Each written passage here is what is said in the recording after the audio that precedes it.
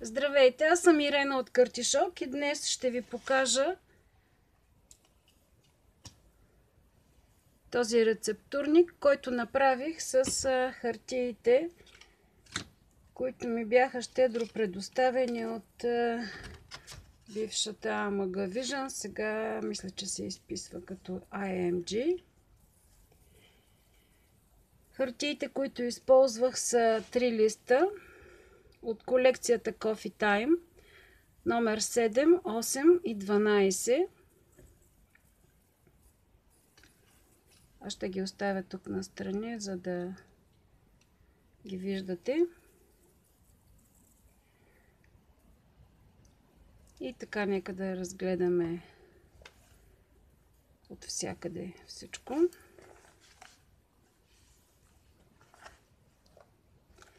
Рецептурника е с до някъде скрита спирала.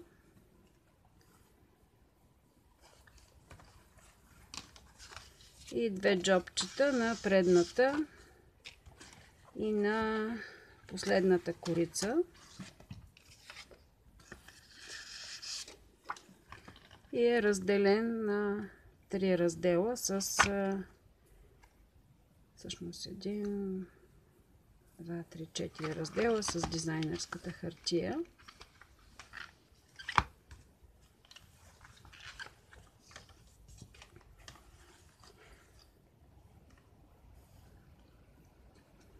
Тези 3 листа ми бяха напълно достатъчни за декорацията на този рецептурник, като от 3 листа ми останаха ето тези 2 картончета само.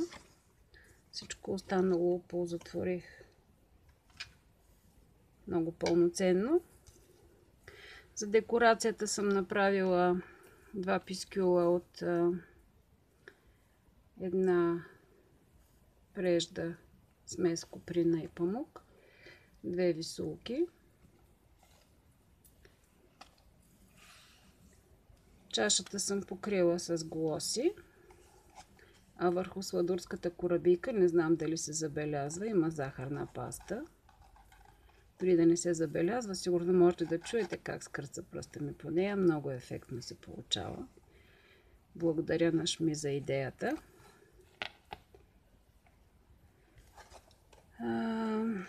Нещо повече за подвързването с спирала. Използвала съм бяла спирала и понеже не намерих начин да намеря кафява или някаква по-подходяща бежова, реших да я скрия с корицата колкото е възможно повече.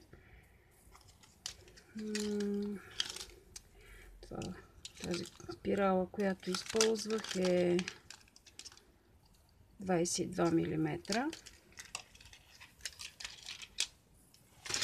Страниците са от едни бележници от Jumbo. Използвала съм 2 такива от по 50 листа. Само че сгреших и перфорирах този свитък от обратната страна, така че с 100 без около 15-20 на странички. За да проектирате картона за корицата, ще ви трябва една дълга лента картон. В зависимост от това колко странички ще искате да сложите вътре, трябва да предвидите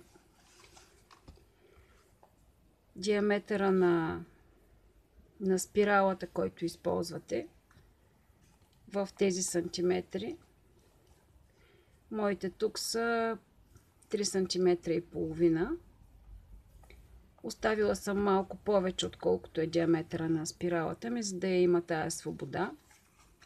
Дължината, освен това предвидено за скриването на спиралата, трябва да си предвидите и колкото ви са дълги страничките, плюс още поне сантиметър, за да може да коригирате.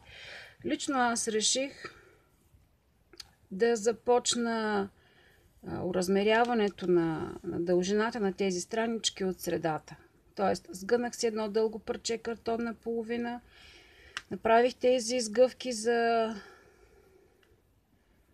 за скриване на спиралата и оставих дълго парче. Когато подвързах всичко заедно, тогава подгънах, отбелязах си докъде искам да са ми, колко по-дълги искам да са ми страничките и направих едно подгъване, което не знам дали може да се забележи тук. Около сантиметър остана, отрязах ъгълчетата и залепих дизайнерската хартия, така че да скрия тази подгъвка. Така имаме едни твърди ръбове на страничката и в същото време еднакви и красиви. Другото, което е важно за изработката на този рецептурник и за проектирането. Да, може би това, че ето по този начин съм подвързала, събрала съм двете корици, така че, както виждате, да остане този ръб на спиралата от към задната част към задната корица. Ето така. И по този начин няма да се налага прехвърляне на ръба на спиралата, докато не свърши тефтера. И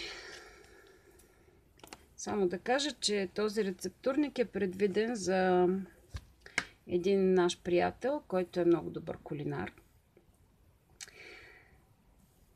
И се надявам много да му хареса. Това беше от мен. До скоро!